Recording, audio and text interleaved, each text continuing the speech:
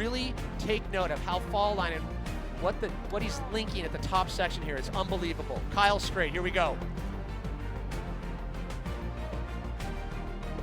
Making note of that, he's dropping down into this line. Using the fall line here. Rolling across the ridge, traversing all the way. Really gaining his momentum. Nice and fluid style. Coming up into this tabletop. Rolling the ridge line, everything so smooth and linked together. Here he goes, Kyle Strait, no-hander! Suicide no-hander, lands that perfect!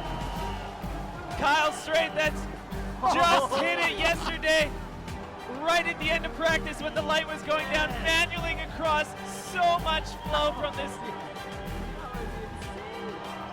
And the long jump at the end, finishing it off.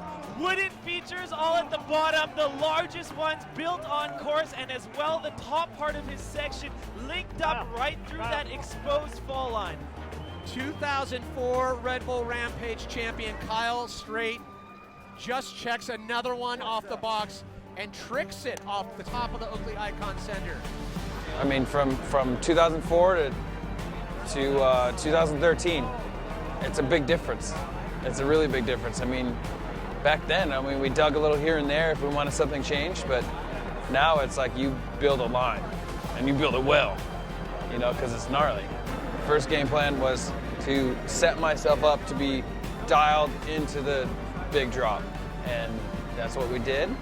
So that was the first time I hit that last feature, and ended up going well. I mean, I could have gone really bad, or it could have been windy there, but ended up getting all the way down and having a really good run, and everybody was stoked on it, so here I am now.